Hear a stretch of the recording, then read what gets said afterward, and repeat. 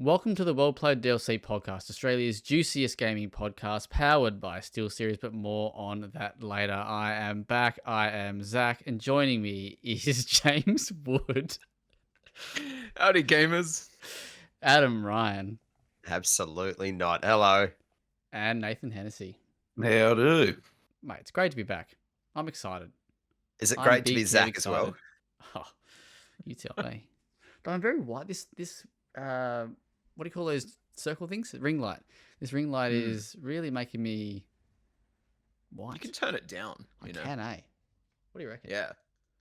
Do you know what I do at this point? Is I balance the whiteness of the ring light with the whiteness of the Google Doc, and I perfectly illuminate myself. Yeah, What's a Google that's how Doc? far we've come. That's technology. How about that? That's a bit, or was that a little bit too orange? Oh, look, Admin. beautiful What we either should way. be doing while recording. Yeah, exactly. How are we all?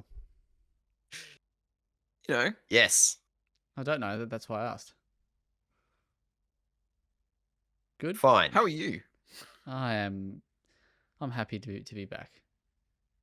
After the listening to way. such a great episode last week, though there is one thing I want to just discuss. I think Nathan Too tight? sledged me. I think Nathan sledged me at one point. Probably. Shout out to that. But James was watching fucking what's it? The Witchcraft of Cuckoo Town or whatever it's called again. I can't remember what Midwich it's called again. Cuckoos. That's it. Yeah. What about it? You seen it? Yeah, yonks ago. What do you like it? Like I think I got the vibe that you like it, but I couldn't quite. I do. Yeah, no, I really enjoy it. I've wanted to try to find time to finish it in the week between, but I didn't. So All right, get to the ending and then we'll talk. okay. There is witchcraft in this cuckoo town. That's what it should be called. Yeah, right. Might sell the series a little better. Absolutely, it. absolutely. Alrighty. Well, come on. Let's get the excitement going. Let's get some noise in here. Definitely had it last week. Maybe Oh, we yeah, just sorry. got We to warm did. up. Yeah, vibes were great last week. I wonder what changed. Yeah. All right. Oh, you Love gonna that. sledge me again, are you? Okay, now. I'm not weak, mate. Anyway, so let's just get straight into it because I know James has got a busy schedule. Adam's got places to be, Absolutely, mate. That's it. Bed. and Nathan's just here. He's got all the time in the world, as he says. Yes. Very good. All right. Fucking hell. This is terrible. All right. Who has been playing anything that they want to discuss before I go on a long, big rant? Yeah, I'll keep it sweet for you. Nice and brief because I've been content busy. My little game in between games is My Friendly Neighborhood. Knock this out in one. This is a first-person shooter / survival horror game. It came out a couple of years back. Indie team of 2. And the sales pitch of this is aptly described as your classic Resident Evil cross Sesame Street, which is a fantastic pitch for a game. Finished this in under a tasty 6 hours, and it's very much got that Resident Evil spirit alive and true, whether it be the inventory management grid or the every time you enter a room, you get the idle door open, proceed through the threshold, enter another room. It's really something special. I would say it is the perfect survival horror game if you're between the ages of like 8 and 12. If you need to get your foot in the door and you're not quite ready for Resident Evil, this one nails it.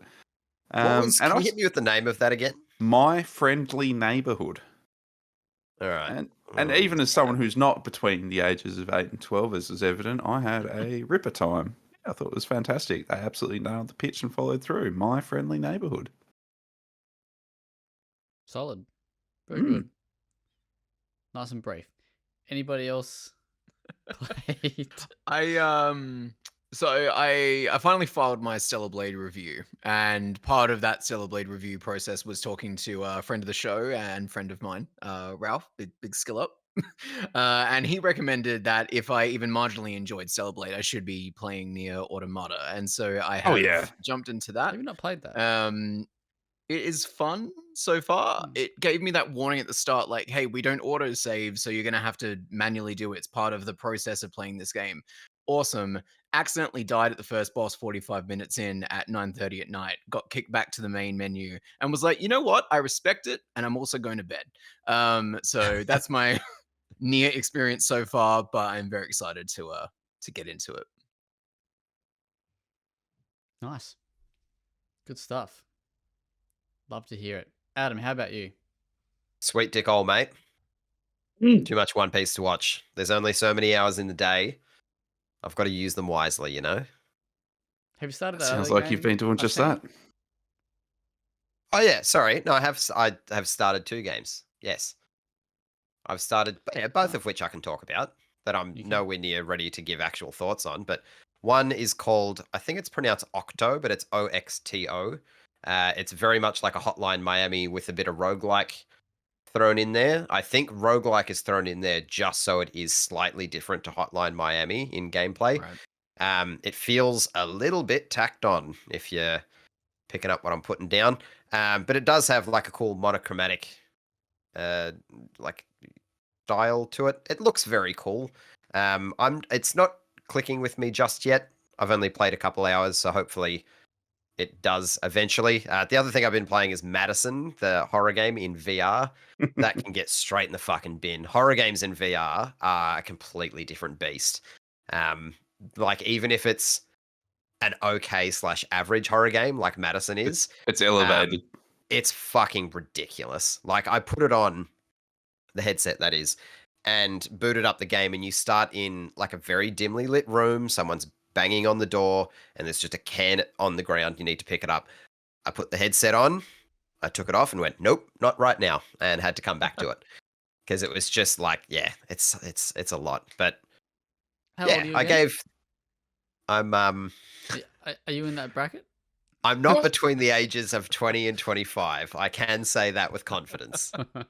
Yeah, game's fucking scary. I'll give Just a more game, thoughts mate. on it probably next week. Just a game. That's true. I didn't even think of that. Fuck.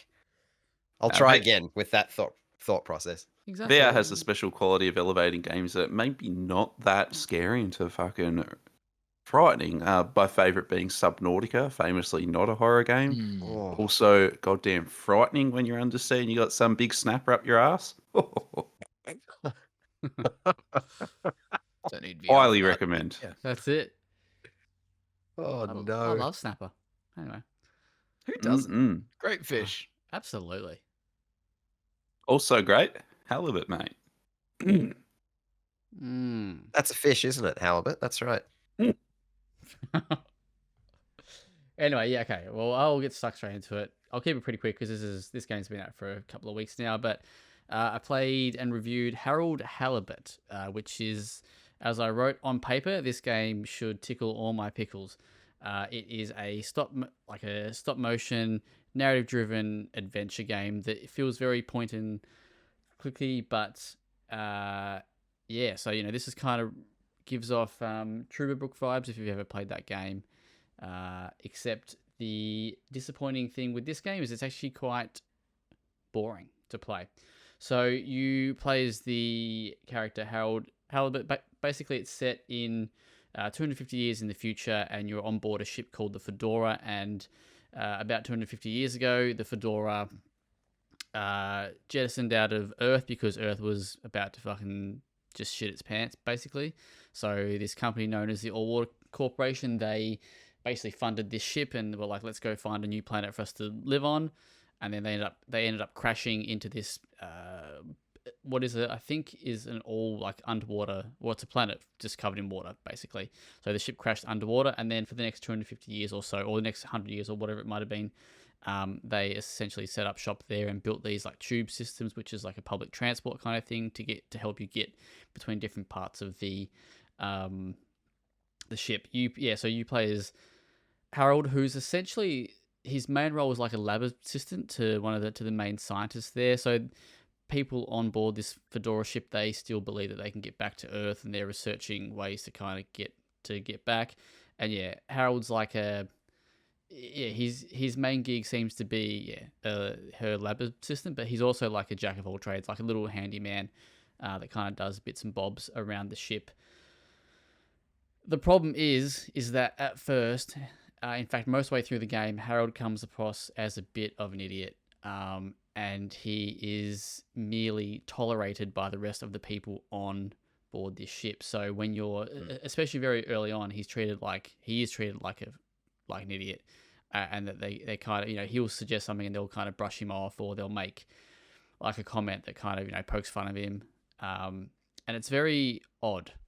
Like he doesn't give off any other vibes other than he's just there. And he just cops it on the chin and just carries on with his day, and so it kind of becomes a bit tiresome early on when you're constantly doing things, and you're just kind of getting not berated, but you're being just spoken down to like the whole time. It's like, mate, like I work in retail, like I don't need to come home and I can be spoken to like dog shit as well. But anyway, but the biggest problem is that the game is very, very boring. So it is essentially a 12-ish hour fetch quest game. So even though it's got a killer aesthetic with its stop motion visuals, which are absolutely sublime, like they look fantastic, all the details. So this game took 14 years to make, just by the way, and that's largely down to the amount of detail and just time that they put into making these set pieces, and not set pieces, the sets and stuff like that.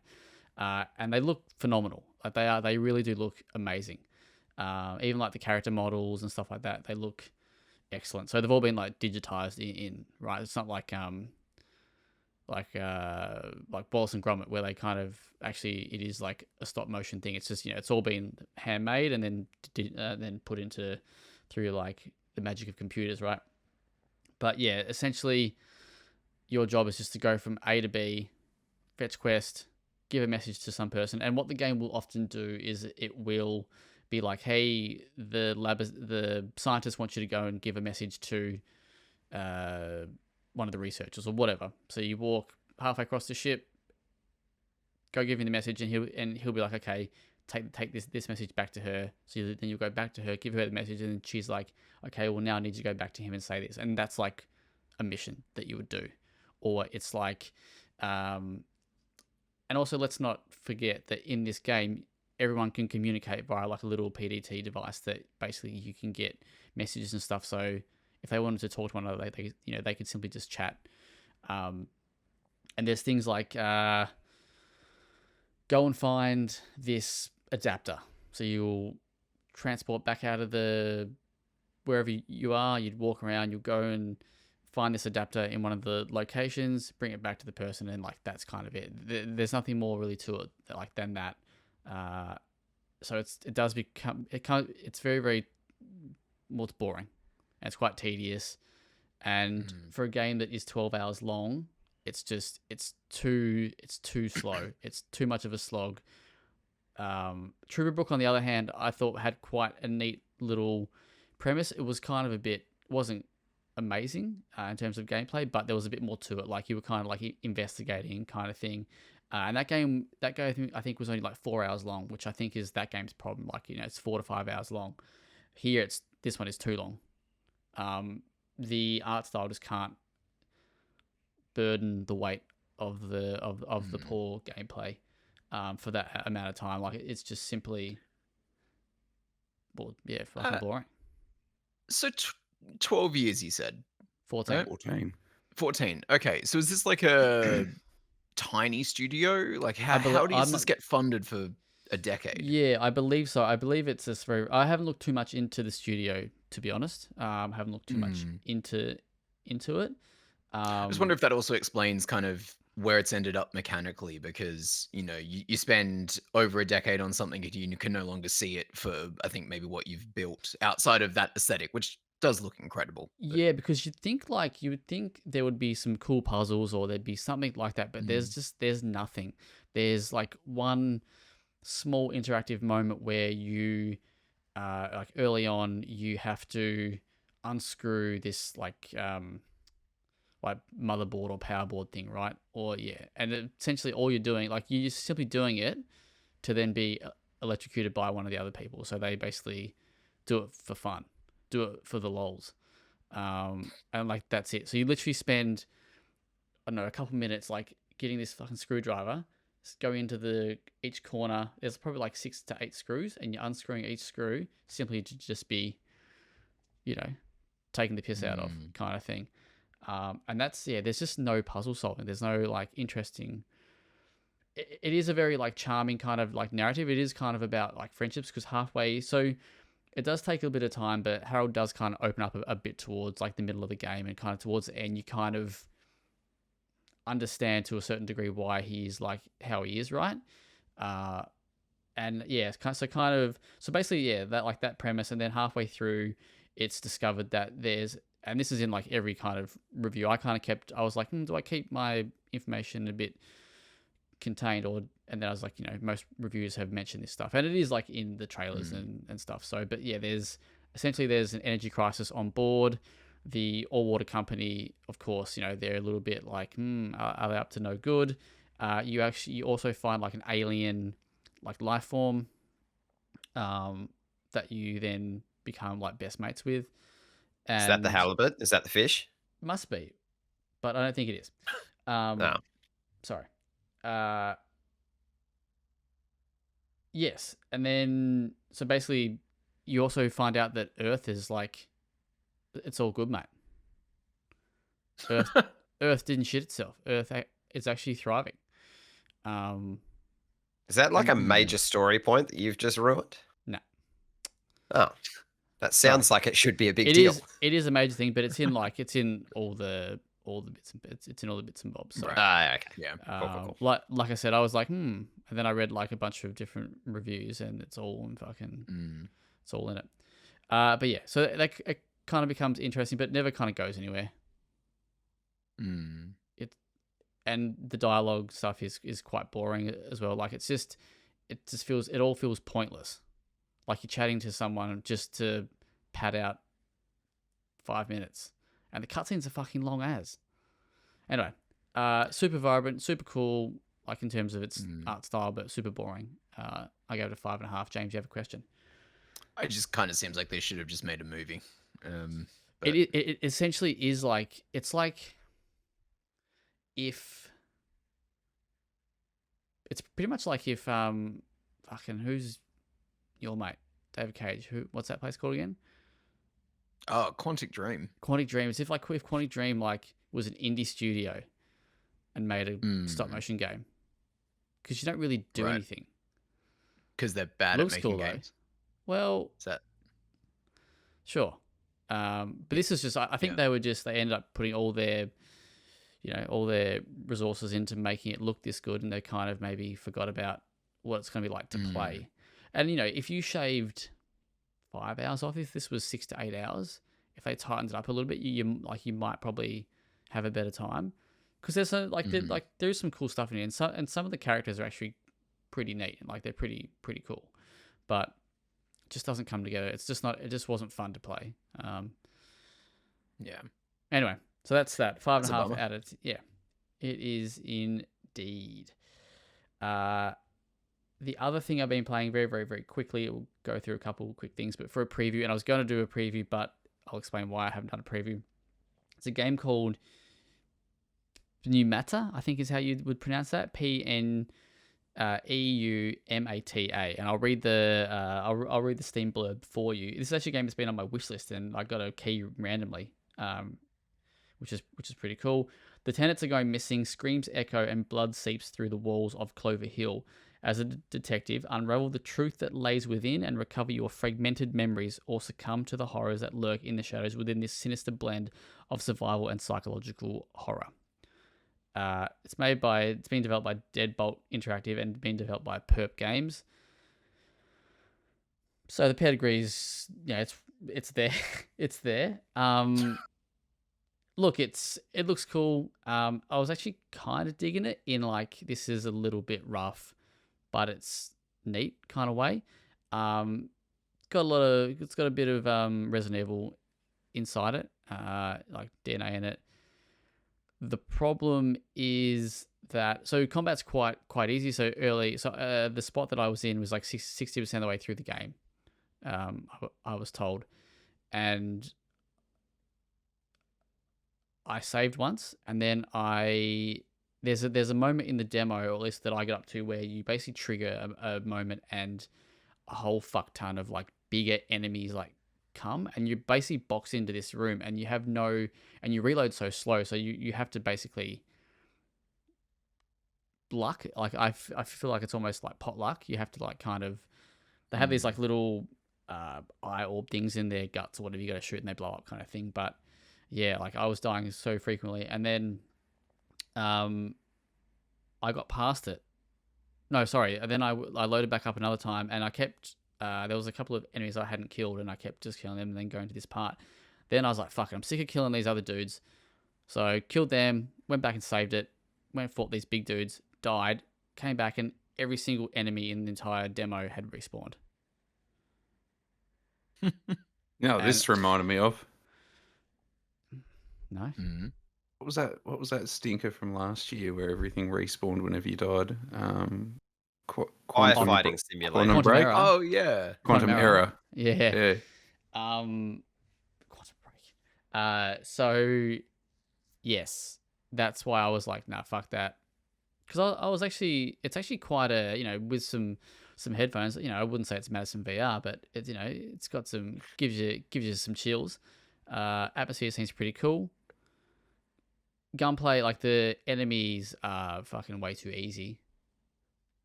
For sure, but yeah, that kind of killed it because I just don't have enough ammo to basically make it through after that.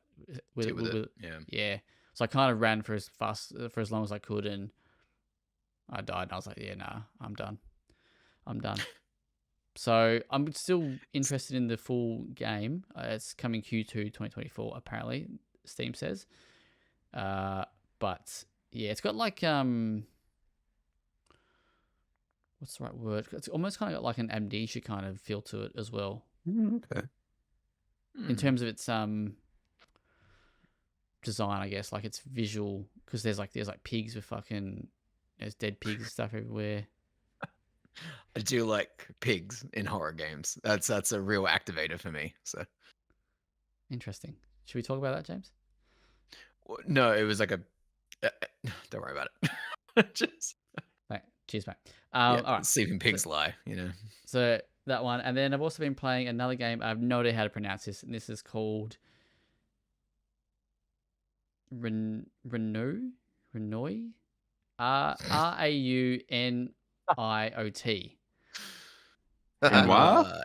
Yeah. What Renoir?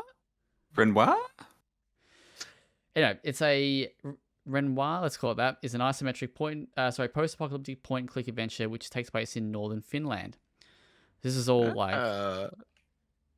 it's actually on paper, I was actually quite like, okay, this sounds really cool. So in the year 1975, a massive natural disaster pushed civilization over the edge. Riots, massive conflicts and wars occurred.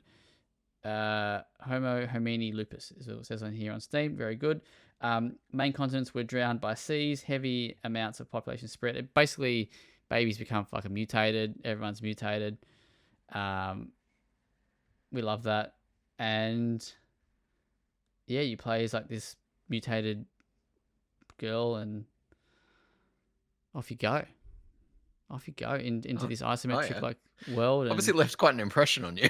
Yeah, I've only played like an hour and a bit, maybe. I'm interested, but I'm losing interest very quickly. So if you read my little piece on a Twisted Tale recently, where I was like, pixel hunting is dog shit, this is pixel hunting stuff. This is where like you'll have a hotspot and you'll hover over the hotspot, but within the hotspot is another hotspot, and it's so finicky to click on. It's actually quite annoying. So, and it's it does this thing where it takes you out of the game consistently. So for these shit ass cutscenes that are like that kind of view, like it's real thin view of, so the 90% of the screen is black. You got this thin little tape of like like the girl's face, for example, and she'll talk, and it'll be like da da da da da, and then it'll go back into the game, and it's just Weird. it like takes you out of like the world into this small little thin strip cutscene, and then you'll be back into it. Yeah, not I can't say I'm overly loving it, but I'm interested though, because the whole premise sounds quite cool, and it's I want to write in my review, but it's cool to play a point and click game that is like this, because I feel like most of these games are a little bit adventure-y and whimsical and a bit happy, and we've got that Aussie one coming at some point, right? the Drifter, yeah, that looks fucking yeah. sick. Anyway, so yeah, there you go. That's pretty much what I've been playing. There is another game, but I actually can't remember like what it was. So, there you go. Good stuff. But I did start Prince of Persia, Rogue fucking Canon. What's that new one you Lost played? Crown? Lost Crown. Yep, got there. Yeah, you liking it? I only played like maybe 20 minutes, half an hour. Yeah. Okay. Yeah. Seems very, very cool. Yeah. Seems very unfurled. Good time. like Yeah. you just got to go with the flow, baby. Like that's what Oh yeah, like you trust that your momentum will be rewarded with a safe spot for you to land, and Yeah. more often than not it will, which is a great feeling. Yeah, so that's pretty much, and that's been me. Nice. There you Lovely go. stuff. Yeah. Here we go. Nothing I can Yeah, say. I think or all my fucking content is recommend. punted to next week at this point. I've got pools, which I'm excited to dive into. I didn't mean to do that. Hey. But I've heard really good things about it. So I'm keen to check that out. There's another indie game as well that Has anyone just to go back to pools? Has anyone heard of this game? Yes.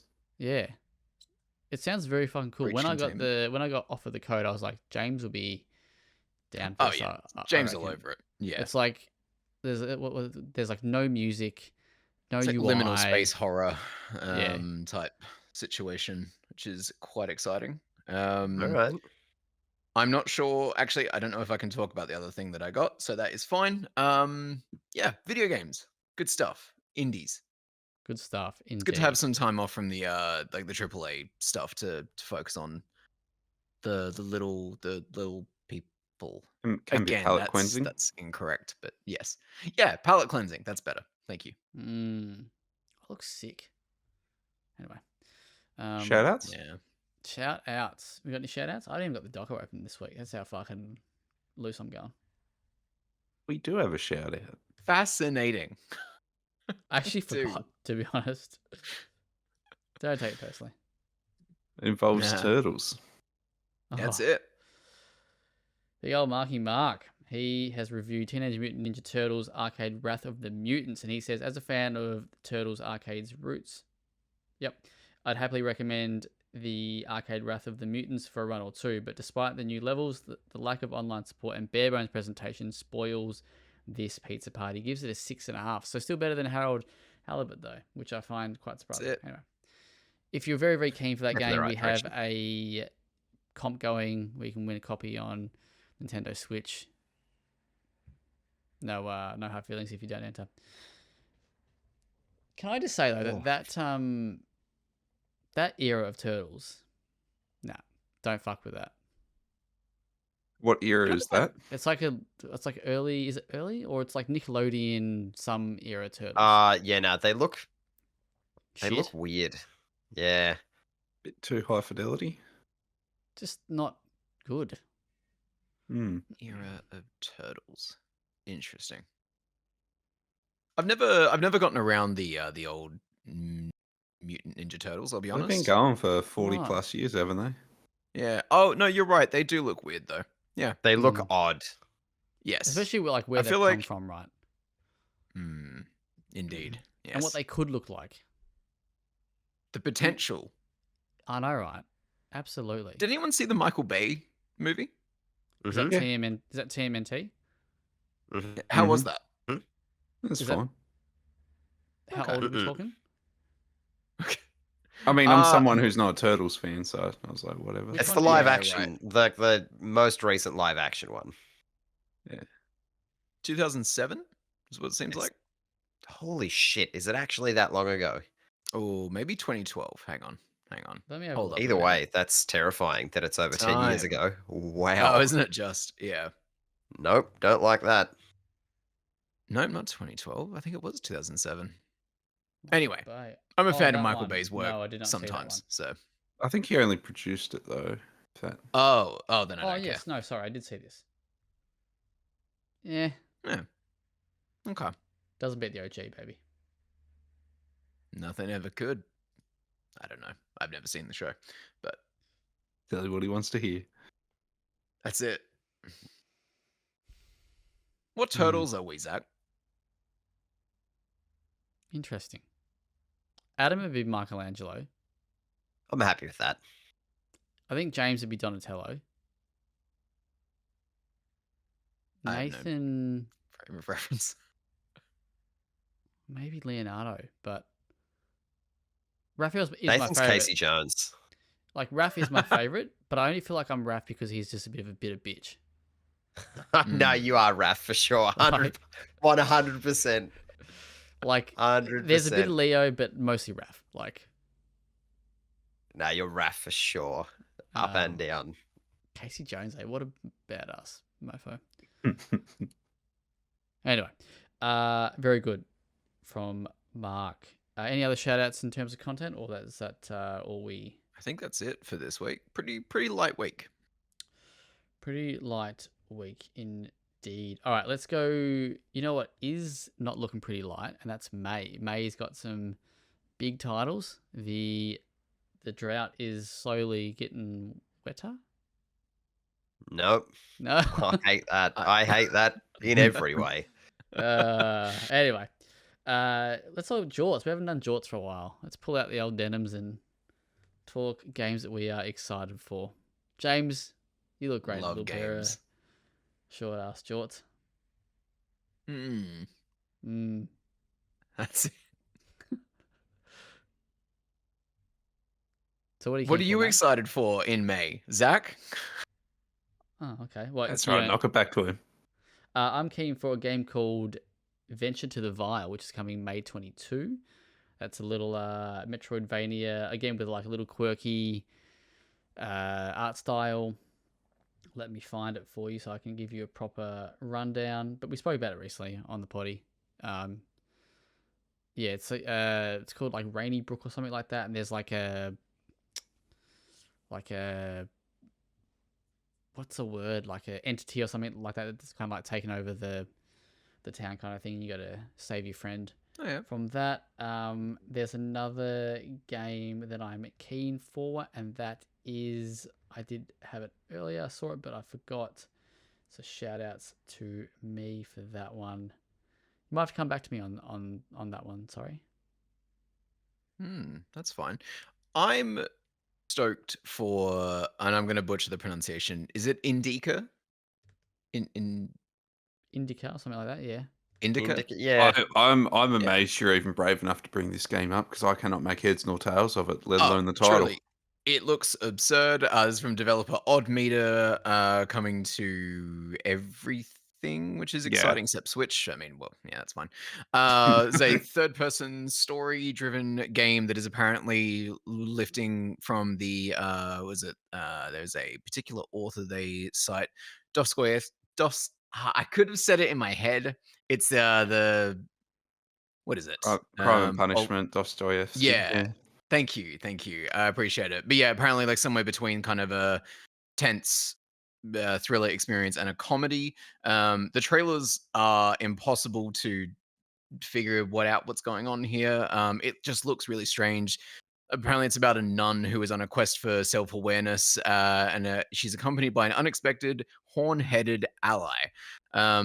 Very excited for whatever this might bring. This looks very James and very, very weird. Ain't that the truth? Yeah, I'm watching the trailer now, and fuck knows what this game is, hey? No, They're just having no fun with that trailer. Yeah, that might have truly. nothing to do with the actual game, but Mm-hmm. That's excellent. It is. Anybody else got anything that they're keen for in May? Surely there's some big games coming. I could drop a couple on you. So on May 8th, we got V Rising's finally getting its full release. We've spoken of V Rising before. We're talking like a couple of years ago, though. Now had its early access in 2022.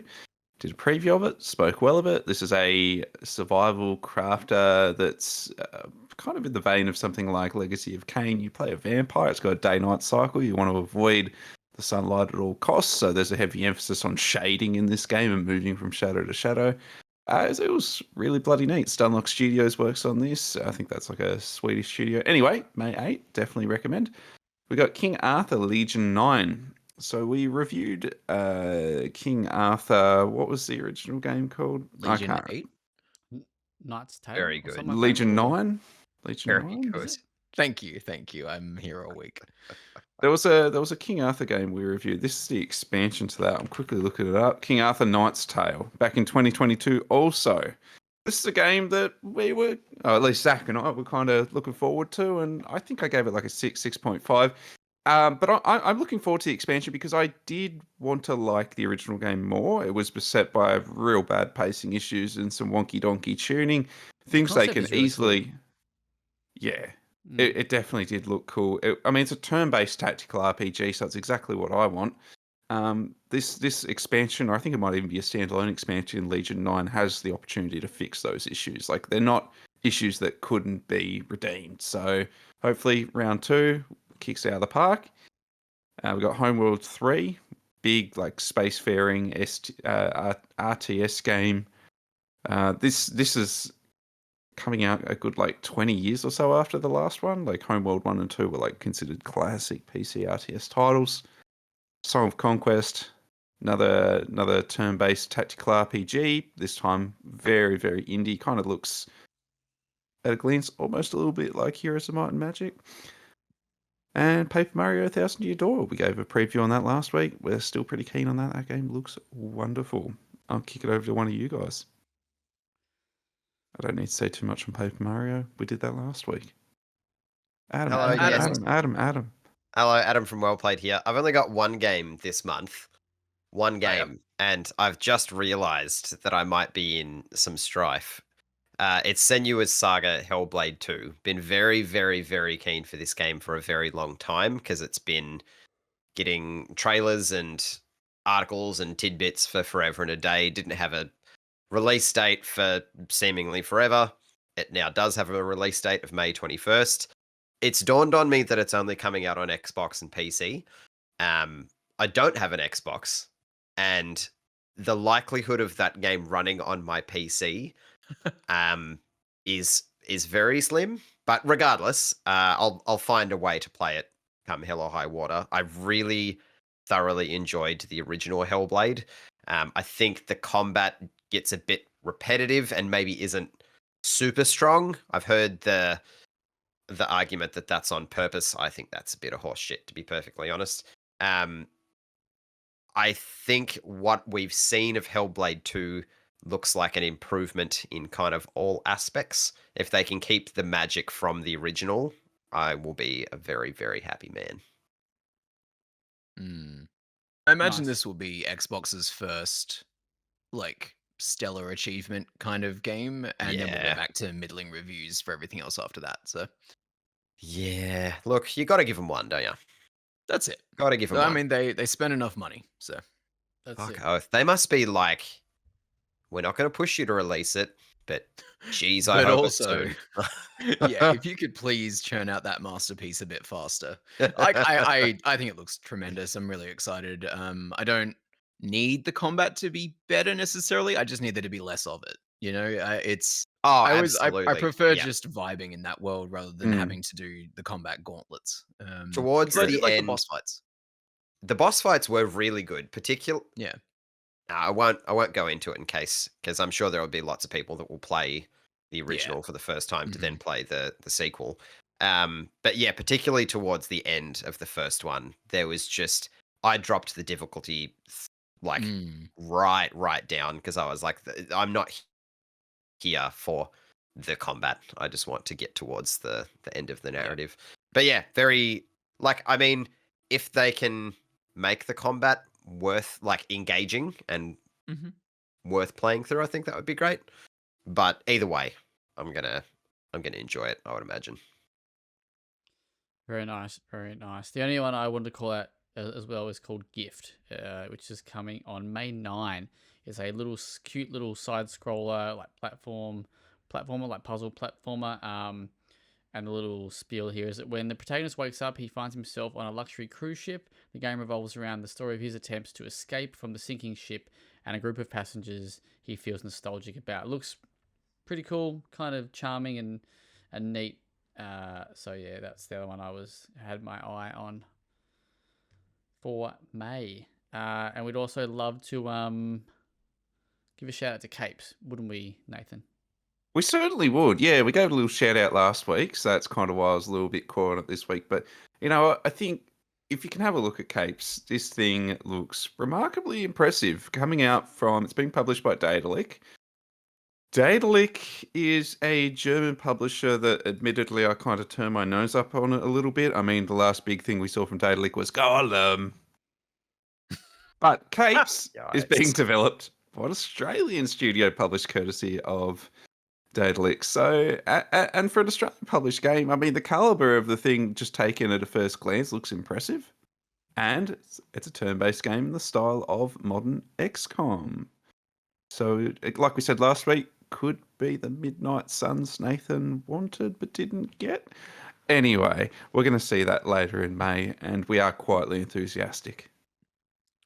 Very, very good. All right, let us take a break. Let's go and hear from Ash, who's going to give a shout out to our good sponsors, SteelSeries, and we'll be back in a moment. SteelSeries is renowned for its innovative and award-winning products that elevate your gaming performance and experience, and the new range of Alias microphones are no exception. Alias microphones feature a capsule that is 3 times larger than most microphones on the market, giving your recording richer and deeper audio. And with the free-to-use Sonar software, AI-enhanced noise cancellation eliminates the background noise that other cardioid microphones will capture. With Sonar, SteelSeries has tailor-made an audio suite that offers the complete solution for content creators who want to manage their EQ levels, personal and stream mix, and it works seamlessly with programs such as OBS and many, many more. Available now, Alias microphones and Sonar features everything you need to take your content creation to the next level. Amazing stuff. Thank you, Ash, and thank you, SteelSeries, again for sponsoring the WellPlayed DLC podcast. All right, let's hit it to the news. There's not really much to talk about. A couple little things that James wants to get off his chest. That's it. I love news tidbits. We love little tidbits here. Little tidbitties. Yeah. Little tidbitties. Hi-Fi Rush has been rated for the Switch, continuing Xbox's or Microsoft's sort of march toward, I guess, third-party releases for either smaller or older titles. This was part of the ones that sort of originally leaked and then obviously came to PS5, and now it's coming to Switch. Yeah, cool. I'm happy that this is a ongoing trend that Microsoft is hopefully moving towards. I think this is good for them. Is this a little too high fidelity for the Switch? Like, is this gonna? Yep. Yeah. Yeah. Yep. I'm not alone in that. Okay. Ah, dear. Yeah. It's a little How concerning, isn't it? Is Biomutant out on Switch yet? That's also this month. Cool. I well, cannot next month, wait to rather. see any sort of Truly. actual gameplay from that. Because woof, like it didn't run well on current No, exactly. consoles. Yeah. So fuck. Oh, that's Yeah. unfortunate. Yes, it is. We're having a little Fallout sort of corner as well this evening while I try to find another news story. Fallout 76 has had over 1 million players in a single day. This is just awful news if you're someone like me and doesn't like Fallout 76. But obviously the success of the TV show has spurned on a pretty major resurgence in interest in the franchise. I think in the UK, physical copies of Fallout 4 had sold out from shelves. It's just been a real cultural moment, and to have had no new Fallout ready to go for it is funny in a way. And Can yet, I- Adam, you look like you're pondering. I was just going to say, can I ask a quick question around that directed towards the Zach Daddy? When The Last of Us That's just show popped came, up on my Steam playing Fallout 4. Just such now. good timing. He's listening. He's always listening. It was when Naughty Dog announced that the remake of The Last of Us Part 1, and a big part of your argument for that was the release of the show, and that you want to have a product to release with the show, and there's kick-on benefits to that. Do you still feel that way, having seen how Fallout has? Yeah, okay. I realized in my Fallout's made to look dated and old and rubbish, and The Last of Us was like a PS3 game, mate. Fallout 76 looks like a PS3 game. That's. I mean, I'm only being slightly facetious. I think that game are we talking about 76 or 4? I think we're just talking about Fallout. In general, because Fallout 4 Fallout and 76 Fallout is a current 76 have both seen. Well, Fallout 76 is a current game, so why that question's? And Fallout 4, okay, pump your brakes a little. Well, mate, it's ask just me. an open discussion. Yeah, well, and I gave you my thoughts. All right. So Fallout 4 obviously got the big next gen patch. That's the closest they're coinciding in terms of a. It also broke a bunch of shit apparently, unless you're playing on PS5, which is you've got to admire the comedy, right? Of an Xbox owned studio shipping a balked Xbox patch for a next gen update for Fallout. Like that is something else, My understanding is though it's like it's stuck on quality mode if you're playing on an Xbox Series X, but it's not working with the pushed up 60 FPS or something or other. It just seems like it's not going the way that it should go. And then when it arrived on PC, it just wrecked shop on what we've had a decade. How old is Fallout 4 at this point? Yeah, what, 2014? 2015? Maybe, yeah, something like that. Anyway, point is, right, but Bethesda has a history of, the fans will fix it, even if it's an unofficial stance or whatever, right? But there is a community built up around Bethesda games of modding and sort of unofficial patches and whatnot. And then this big update, which has coincided with this massive resurgence of interest in Fallout, has rendered a lot of those mods just fucked. And that is, interesting. Very interesting. 2015. Typical Bethesda though. They're like, all right, we're gonna give you a next gen update. It's fucked. Sorry. It's fucked on launch. Sorry. Yeah. I do think there's a vast difference though between a next gen update and a complete rebuild of a game. Agreed. Visually. And I think one is maybe a little too money grubbing than the other. Welcome I won't say to the which. Party, mate. Welcome to the party. Well done. Well, I mean, at least now they're you're not finally understanding it. Putting it on a disc, and selling it as Fallout 4 PS5 version. Are they doing that, are they? Me and my partner, we installed 76. Played an hour. Yeah, uninstalled. Couldn't see what the fuss about. Might have got 1 million players in a day, but did 1 million players also leave that same day? Well, that's it. Yeah. That is it. It is the narrative that game has somehow redeemed itself. I find laughable. It is a bad game. They made a bad game, and I don't think we should be yay Bethesda just because the show was entertaining. But that's just little old hater James. So, is there any news about next Fallout? Is that a thing, or is that coming after fucking Elder Scrolls? Last we've heard it. They said it was coming after Elder Scrolls, yeah? Correct, yes. Correct. And Elder Scrolls is going to be a fucking Xbox Series Y game at this point. It's, you think about the we've had this massive resurgence of Fallout into the pop culture sort of zeitgeist and whatnot. And then it's oh yeah, our next mainline entry is going to be in 10 years. That's, oof. Hey, but you see, we got these here Magic the Gathering Commander decks. You wanna see what they're about? I know you guys like the cool Western show. Do you want a card game? Seamless. Yeah. While we're on Bethesda as well, Todd Howard was on the Kind of Funny Gamecast, and he has talked about Shattered Space, which is the Starfield expansion update thing. Apparently, will be coming sometime in the fall for America, which is Spring. our spring. Bring for us. Yes, yeah. So yeah, I feel like I don't know if they should be marketing that or not, but I'm sure they'll get around to it. Mm. They'll get around to it. Like, has anyone like? Do you feel like Starfield has made the cultural kind of impact that Fallout and Skyrim have in any capacity at all? No, Like, God, no. Of course yeah. not. Although I did see somewhere while I was in the States was selling Starfield socks that looked cool. That's like the first time that I've looked at Starfield and been like, I could get around that because I like socks. It's very So, Tasmanian. I don't know. that, yeah. It's made some sort of impact on me, I suppose. Yeah. Mm.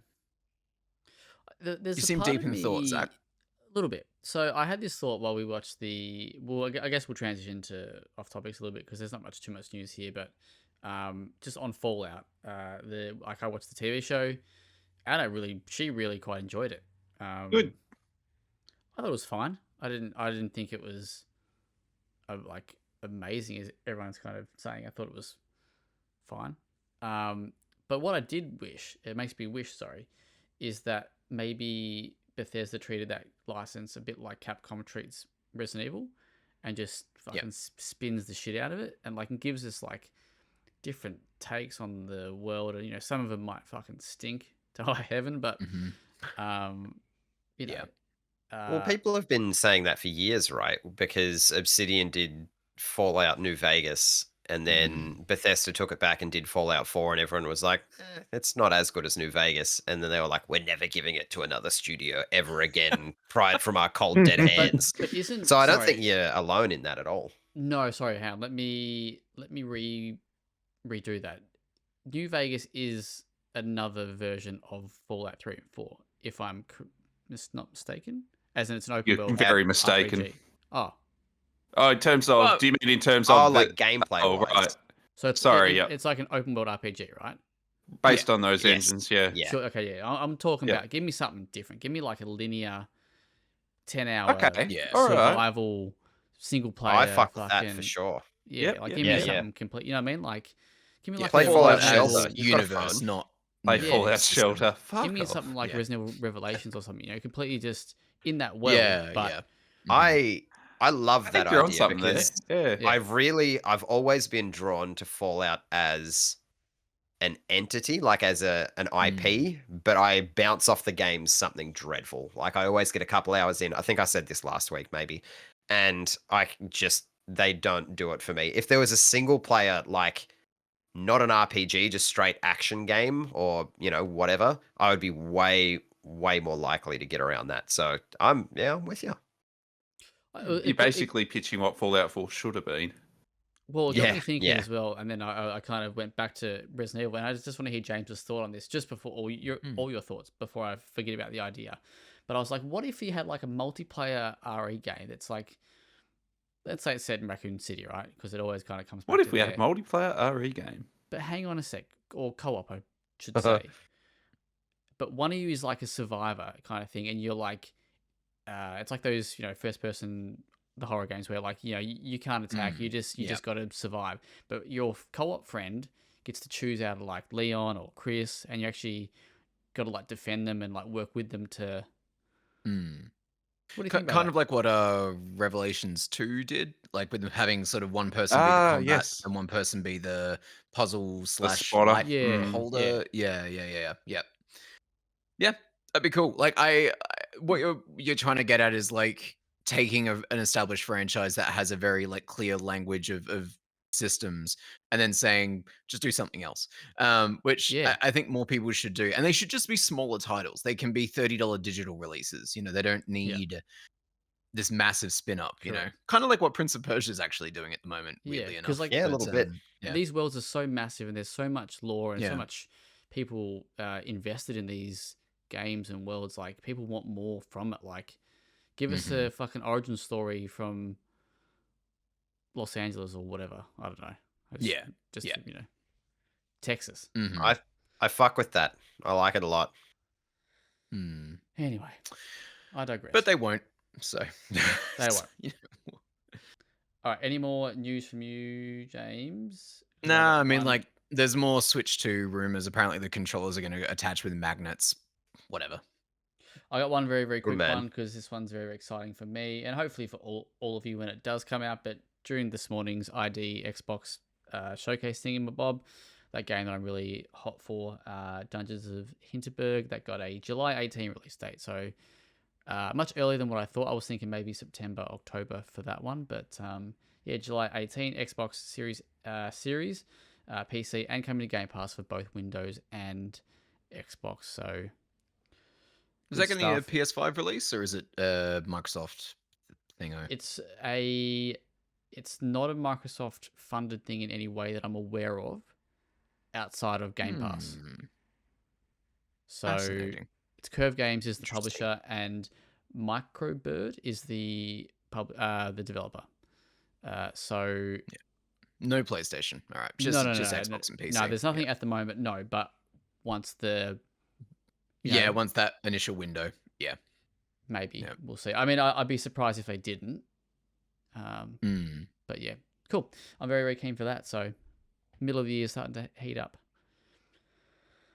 All right, shall we off topic it up? Shall. Watched a fair bit, kind of. So we'll pump through them very, very quickly. I watched Immaculate. Yeah, right. Me too. What'd you think? I still don't know how I feel about that, to be perfectly honest. I very mixed. It's got Yeah. plot holes, that's for sure. Yeah. It's I thought it was fine. So I think Sydney Sweeney does a lot of heavy lifting for that film. Okay. Like it just kind of, I don't know. There's just parts in it where I'm just like, why? Like Yeah, why would there's you? definitely. Why? And also, what the fuck? Like, It Fundamental didn't- questions. Well, yeah, because it's got fundamental plot holes. So by the end of the film, it is kind of what the fuck. mm, It didn't make sense, did it? no, absolutely not.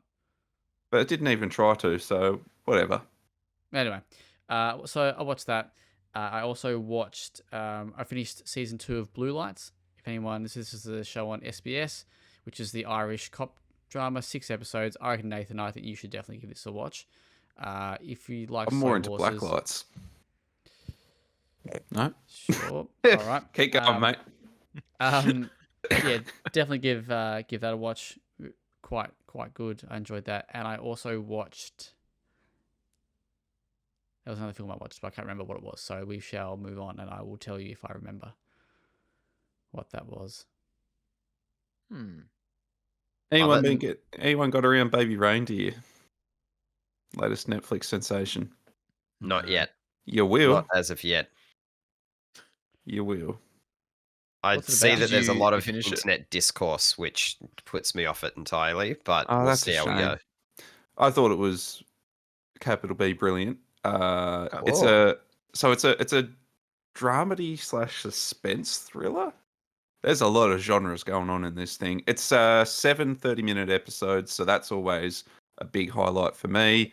Okay. It's kind of semi-autobiographical about this dude.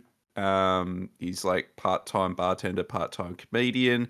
Kind of takes he feels sorry for this patron that comes into the bar one day. This woman offers her, a couple of refreshments on the house. Next minute, she's coming back every single day, and she's giving him all the attention in the world, and he doesn't quite know how to say no or put boundaries down. Next minute, she's full-on psycho stalker with him. It goes very confronting places, like places that we do not see on Netflix. It's quite confronting, very unsettling, quite upsetting, whilst also being at times also very, very funny and definitely a bit of a horror show you can't look away from. So again, 30-minute episodes, real easy to not easy to digest in that format, the contents of which aren't easy to digest. And I can't see you folks probably not watching it before the end of the year. It's a shame that there is. You're right. I'm seeing a little bit of discourse, and that can put a bit of energy around it that you may not want to fuck with. But as a piece of media, it's very, very good. That is by far the most enticing way that someone has described it, because there's a few people that I know that have either watched it or are watching it, and the way it's been described to me, I'm like, I don't know. If it's okay, I don't want to watch it to be a part of that random internet discourse. But that genuinely sounds a bit intriguing, so I might have to jump in. Especially 30-minute episodes. Anything with 30-minute episodes gets my attention. That you don't have to start. Yeah. Yeah, invest like large chunks of time to. Love that. There's no. It's all killer, no filler. But again, like, I cannot understate how confronting it can be. It goes places. All right. Check it out. James, how about you? Absolutely nothing. I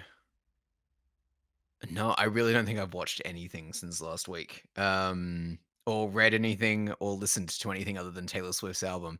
Fuck, that's oof. Did 100% Mixed Skyrim. opinions. I think that's what I did for the week. That's while awesome, often man. listening to Taylor Swift's album. That sounds What a sick. combo. What a combo. How are you loving it now after a week? I really, really, really like it. It took a while for me to warm up to it, and I still don't think it's an album for everybody. But I appreciate what it is, and hopefully where it allows her to go in the future as an artist, just kind of moving a bit away from being like a pop banger factory. Because Taylor, it seems like she's on autopilot in that mode, and I've never particularly cared for it. I like when she gets a little messy, and I mean messy in a sense of like sometimes it's not very good. Like some of her, I think most honest lyrics are also some of her worst lyrics, and I find that charming. But I understand why people who are used to like the manufactured, perfectly constructed image of Taylor Swift as a pop star wouldn't vibe with this album. So, Yep, it's nice. Good. why Adam's did you ask? Adam's got a twinkle in his eye. I'm just curious. Okay, yeah. Adam, we all like our own things, don't we? we do. We do. The other night, having watched the game of hockey that I was going to watch for that night, looked at the clock and was like, I'm not quite ready for bed, but I don't want to get invested in anything. I need to put something shit on to just have in the background while I start to get tired. So I watched Ricky Stenicki, the comedy film with John Me Cena. too. Do you know what? It's entertaining. It's the how did I explain it to Key when I was It's such a telling her? quintessential streaming movie that leaves no impression whatsoever. Abso-fucking-lutely. And I enjoyed it for that. It reminded me of there's another shitty comedy movie, Tag, that's got Jeremy Renner. It's like a bunch of friends that have a lifelong game of tag going. It's like it's one of those here's a funny premise. Let's put jokes around that. That'll be great. We'll cast John Cena. Yeah, it's shit, but it's fun. And I enjoyed it. And it made me tired. So, I mean, it did its job, all in all. It's just the premise had so much more it could have had going with it. You got Zac Efron, John Cena, Absolutely. old fucking what's his name, Ginger, Andrew Andrew something or other. Santiago, whatever his name is. Yeah. Like they could have done something with it. It's for John for Cena. sure. He does the heavy lifting there. Of course he does. That dude's comedic timing is criminally good. I know. Like for a muscle-bound ex-wrestler / still kind of a wrestler, like dude is very entertaining. Love him. I still What a love man. that scene in fucking I don't know what it's called, like Grown Ups or whatever the fuck it is, when he chugs the beer with his asshole. Great scene. Oh, cock blockers or blockers or Cockblockers, whatever there it you is. go, yeah, there you go. That That is a funny, can't unsee that shit. especially just the squirt out, like the power that's in that thrust, like. That is a genuinely good scene of comedy. It is. I'll rate It is that. real good. James, thoughts on that scene? I haven't seen it. Ever chugged a beer with your And he arsehole? won't. No, can't say that I will. Can't say that I will to either of those prompts. Straight in the bloodstream, baby. That's what you. Sometimes you need that. You do. It'll pick me up. That's it. Or if it's Zach, Okay. pick him up, turn him upside down. Me and James had this discussion the other night, actually, didn't we, James? Did. Stand up We did. numbers. Anyway, Adam, you got, speaking of numbers, Yeah. 2000's film of the week, baby, is on you. Holy shit. Wow, how do I segue out of that? Can't do it. I'll just read the blurb. My 2000s movie of the week. A supernatural exorcist and demonologist helps a policewoman prove her sister's death was not a suicide, but something more. Oh, Mm. fuck. Is it is okay. Is it Julianne Moore? No. Okay. Is it the other redhead who looks like Julianne Moore? That's not helpful either. No. Is it the movie I'm thinking of? I don't think it is. I don't think it is either. I got nothing. Just, sounds vaguely familiar, but yeah, nah. I thought of anyone, Zach would be all over this. Can you give us a star? It's like, Can't give you the main one. Hang on. Okay. I can throw you out some others. Shia LaBeouf, Tilda Swinton. Who else can I hit you with? can you go the, is it, Rachel Weisz. Oh, is it fucking... That's a hell of a cast. Yeah, it is, isn't it? Jeez. I cannot think of the name. It's got, let's see, it's got a It probably 7 out of sounded 10 so on schlocky. IMDb. Rotten Tomatoes gives it a 72%. Look, because we're not getting anywhere, Keanu Reeves. Keanu Reeves. Oh man, I thought that was going to be the yeah, slam dunk. now you've stumped me. I really didn't watch much of Keanu Reeves stuff during the thousands outside of It the can't be... Matrix it's not- sequels. It can't be... Not, Oh, not it's Pa- Constantine. It is Constantine. Of course. How the fuck do I go... Mm. Yeah, that's the only thing I can think of. Tilda Swinton and Keanu Reeves are both. Yeah. yeah. Yes. What a crossover. I unironically really like this film. I found it so I hated forgettable. it. I hated it for the longest time because it strays so far away from the source material. Yeah, there's and then that. and then I grew up and realized that Jesus, you can just do different adaptations of characters, you fuckwit. Hmm. And you know what? The film is pretty all right.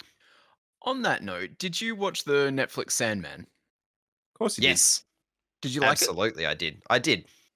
Good, excellent. I really fucked with the Constantine character choice in that. Oh, yeah. Yeah. I thought that was fun. Absolutely. I actually really enjoyed. Is that a Netflix Yeah. show? I think so. Yep. Yeah. One of their higher budget pieces. All right, good effort, Netflix. I really enjoyed it, and Mm. it had obviously it deviates from the source material here and there because I mean you kind of have to for that format, but the things that it stayed true to, I fully was not expecting it to do so. So Yeah, nailed Yeah. the broad strokes. absolutely, and Sandman as a graphic novel, if you're into that sort of thing and you haven't read it, fuck me, absolutely do that. Sandman is fantastic. Aged like fine wine. Neil Gaiman is the man. Anyway, yes, that's 2000's film of the week. So, James, you still got that list going? Oh, I do. Yeah. Nice. Yeah. Proud of you, bro. Good stuff. Thank you. I'd like to go Oh. next week because I want to do that movie that I was thinking of. You're in. You're on. He Or got do- me or- hell nervous now. I don't want to do any more Jameses. Or do you want to do back to Oh, back? come on. Sorry? Do you want to go one more? One more to top Nah. it off. No, Save no. it? No, we got to wrap this up. We're going over our tight 60 budget. And last week Unbelievable. you were 75, mate. Well, can't stop it when it's good. Thank you Words for to listening live to by, this week's Zach. episode of the WellPlayed DLC podcast. You can check the content on www.well-played.com.au. Hope you have a great weekend. James, hope you go fuck yourself. And everyone else, have a good time. You Fucking son charming. It's of lovely having you bitches. back, Zach. Bye.